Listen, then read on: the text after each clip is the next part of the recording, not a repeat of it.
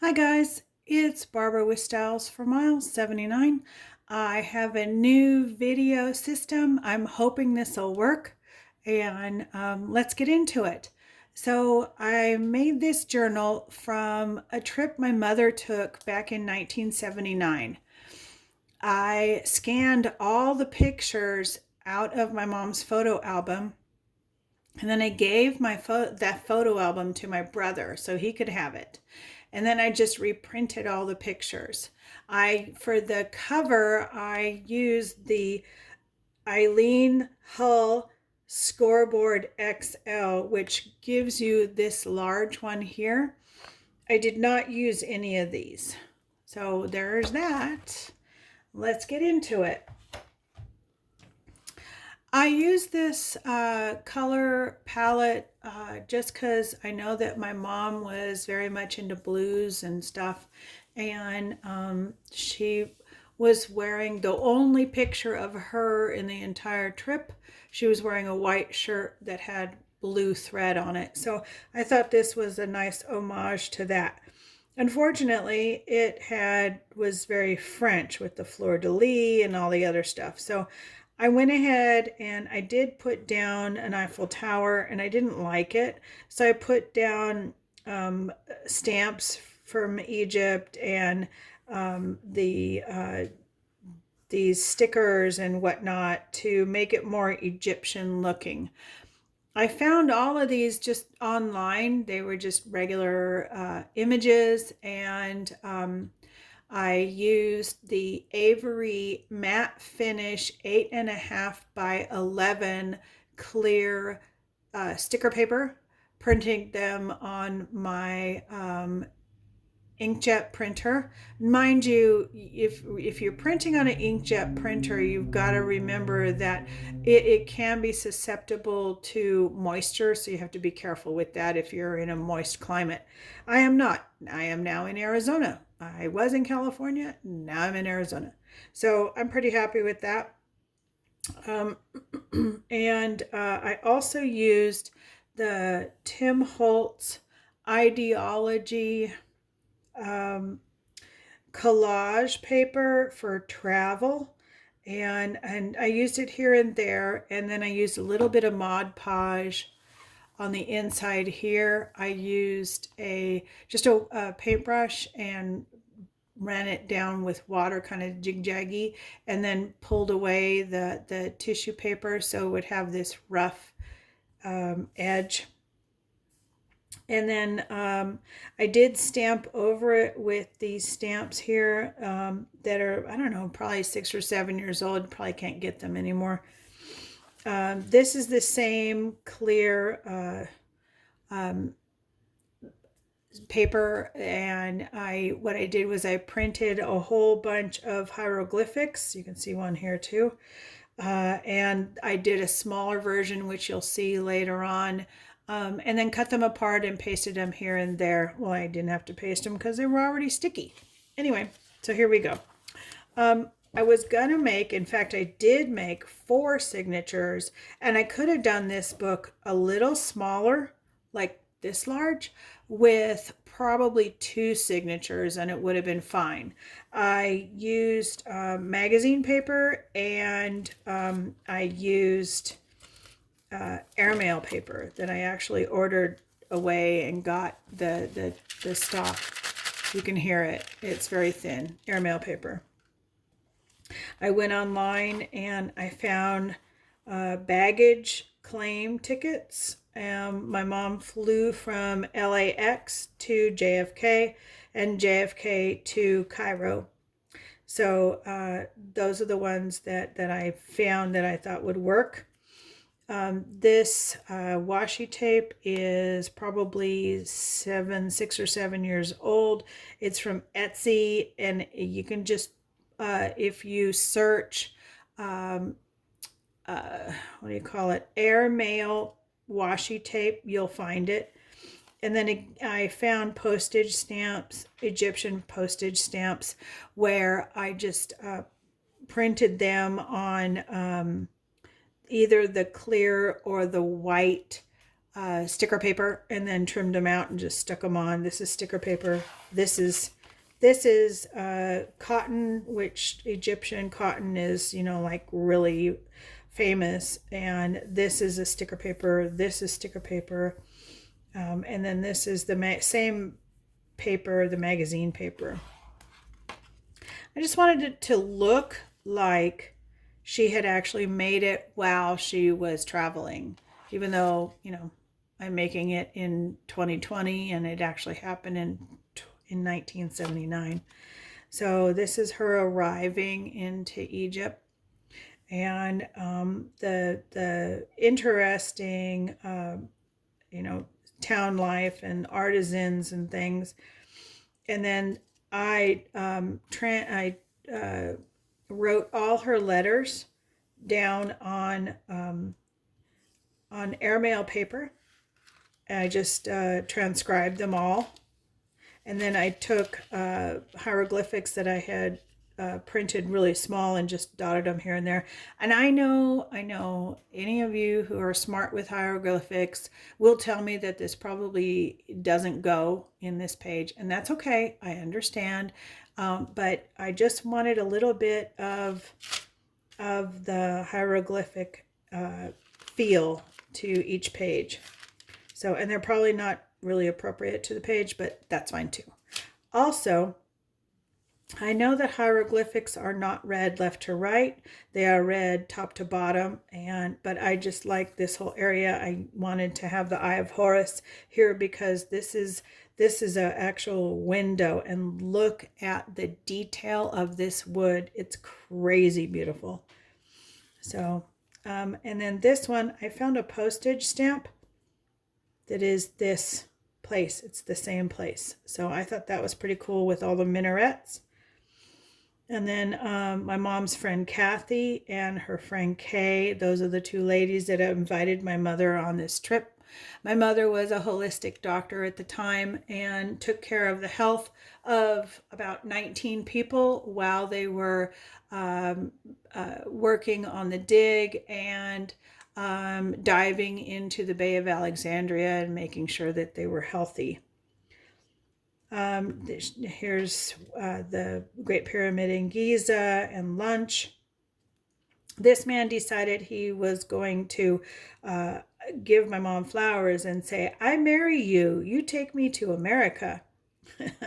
And then this is in a museum, and this is a ship. It's on its side. It's a funeral ship, if I'm not mistaken. And this is a miniature of it right here. And because they didn't want to ruin it by writing it and putting it upright because they felt it might collapse in on itself, they just left it this way. These are scanned vintage postcards that are sized down, and I just used washi tape to put them in with little, you know, like a little flip. Any time where she had told me something about a particular place, I remembered what she said, so I would put it here. And this one is, she's like, you know, you see the Sphinx, but you never realize how really big it is until you're standing under its chin. So I thought that was kind of cool. And then this is just driving by, and you can very hazily see the pyramids.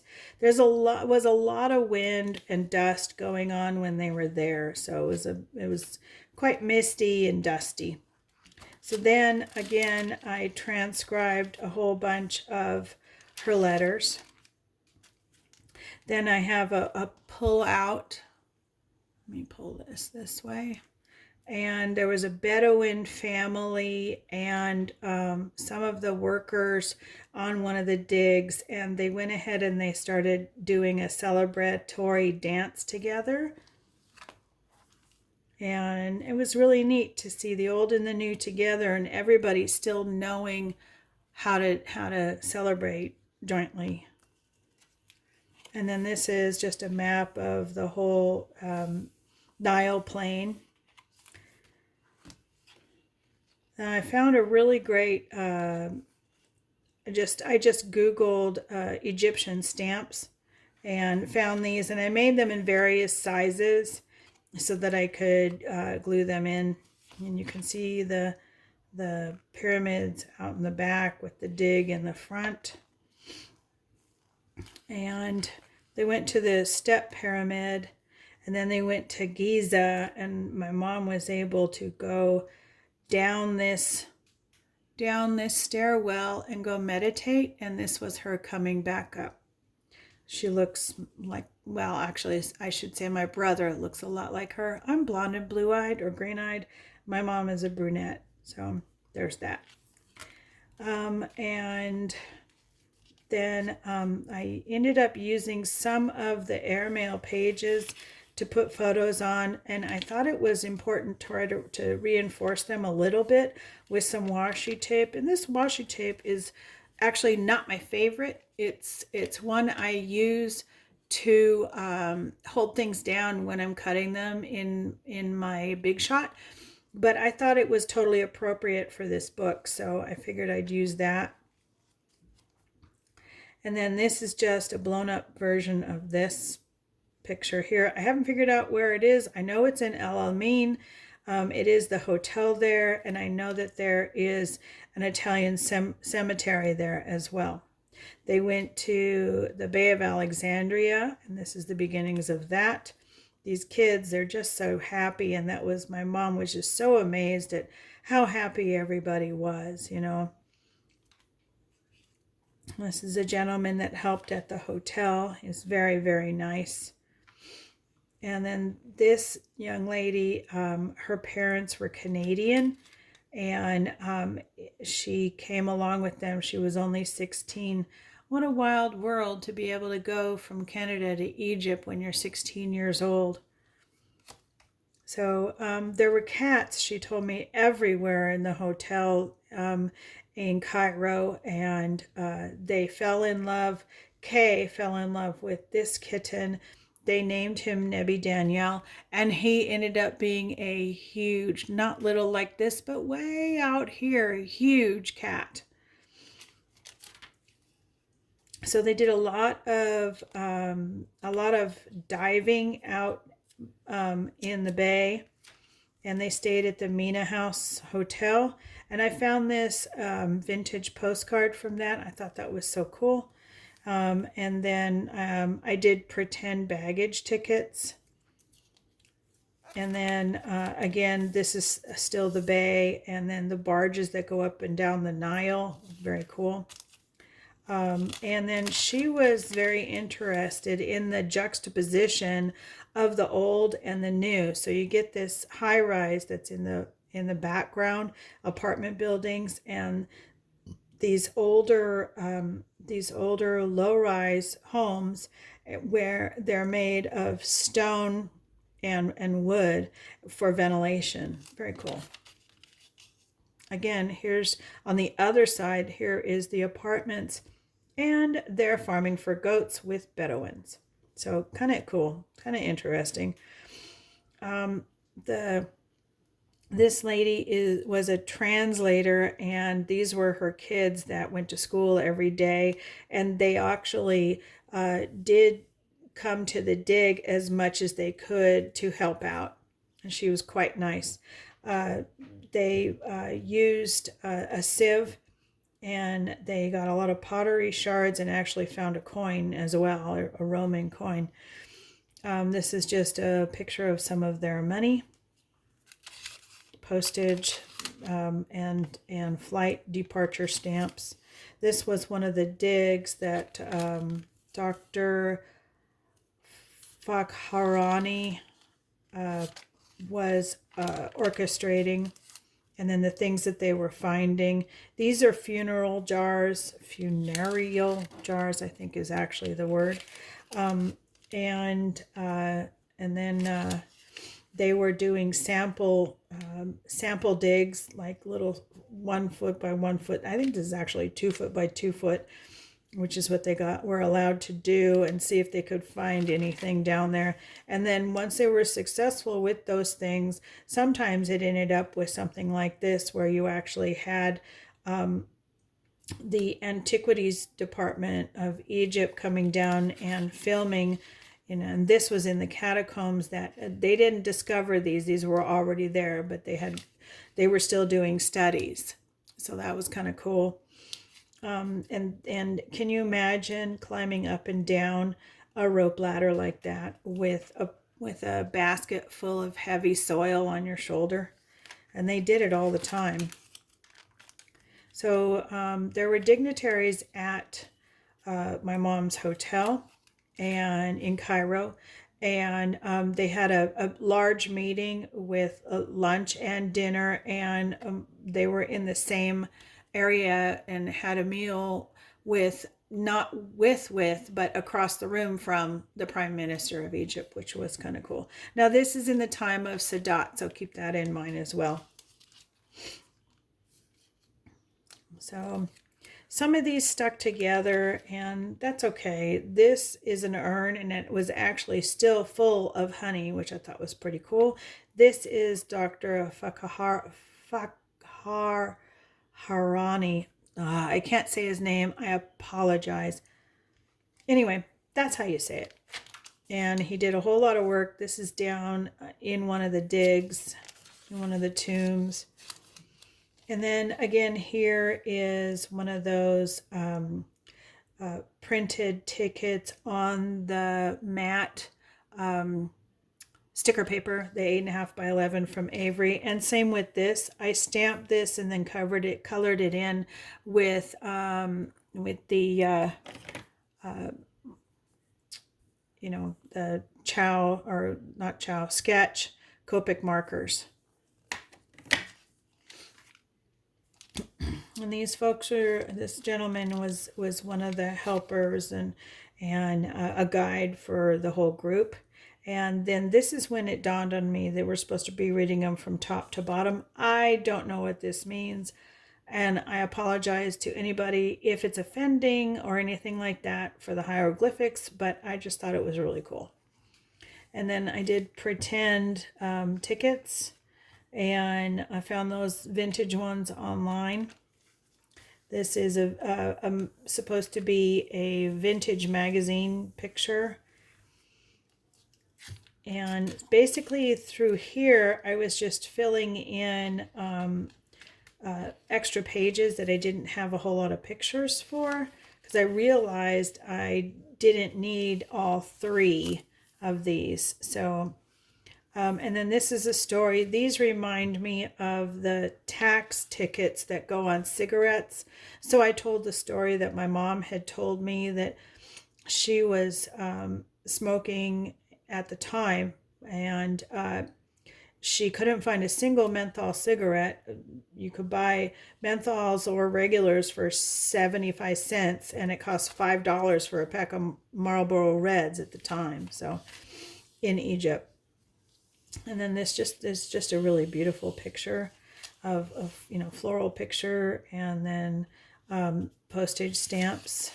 And then this is a few empty pages, and it's okay to have empty pages. Just because you're doing something doesn't mean that you need to fill every single page, especially if you're doing something that's like a journal per se.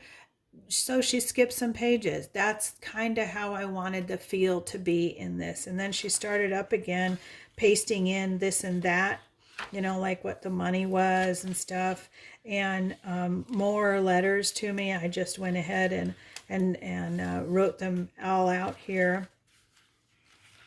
Then they had to take a trip to another spot in Egypt, so I went ahead and I found some more tags, airline tags, and put them in here. Excuse me. And then more writing.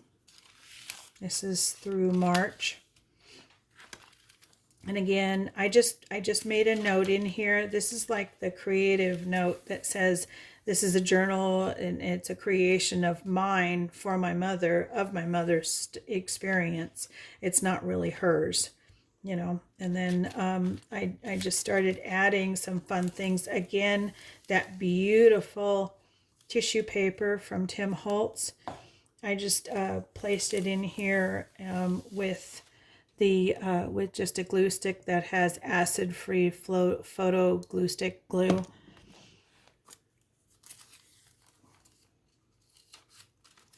I just added a few things. This was down in a tomb, and this is a scarab. So I went ahead and colored the scarab on this batch of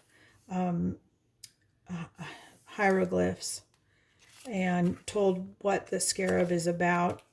You know, because this is going to be around for my grandkids so that they get to, you know, not only my daughter and my son get to know my mother who passed before they were even born, but they get to know, you know, what she got to experience and such. She took so many pictures of other people, and there was only one picture of her. So, and this is, you know, about the roses. There were rose gardens everywhere. Roses actually originate in the Middle East, and it's a really neat thing to find them all over the world now. But she was so amazed that there were rose gardens flourishing everywhere in the Middle East. She just loved them. And then this is in a amphitheater. And I just found these tickets online and printed them off and with the same paper, and then just, you know, glued them on. And again, the hieroglyphics, you can see them here. And this is a Templar. It's a drawing of the Knights of Templar, which I thought was pretty darn cool. It tells you about the time period of this stone.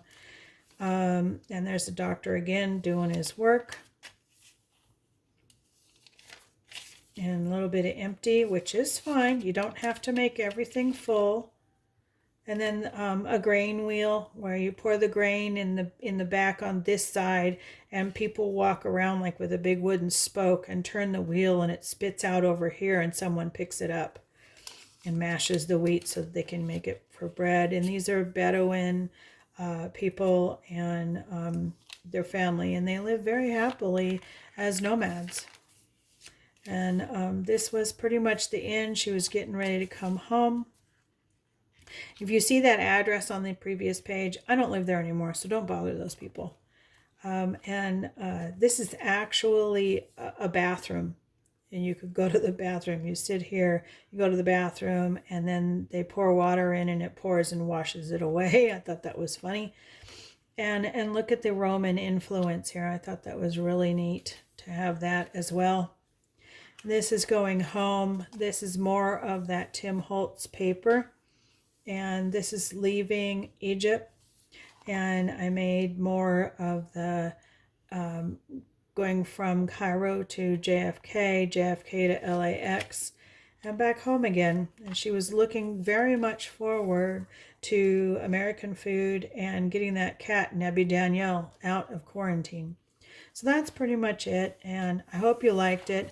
I did reinforce the back of this with packing tape, clear packing tape, but I thought it was important to do that, and I'm glad I did, because I've played with a few others since then, and they weren't so happy in the long run of a lot of use. So there you go. I hope you like it. And I hope you like the new view. You get a little bit of, this is a candle, this is my ATG, and this is a drawer of things I'm going to be working on next. And then I have my excuse me, what are they? Tombow markers, duh. My Tombow markers are over here. I have the Cools in one drawer and the Warms in another. And that's about it. And then I have all my Copics. You can't see them, but they're up here, up that way. Anyway, if you like it, you know, please do the thumbs up. If you want to subscribe, please do so. You're very welcome to. I don't put up a lot of videos because I'm a caregiver and there's not a lot of time for me to do stuff. But I do have a few here and there. So if you like them, I'd appreciate it if you do a thumbs up. Thank you. And don't forget to be brave and be creative. Take care. Bye-bye.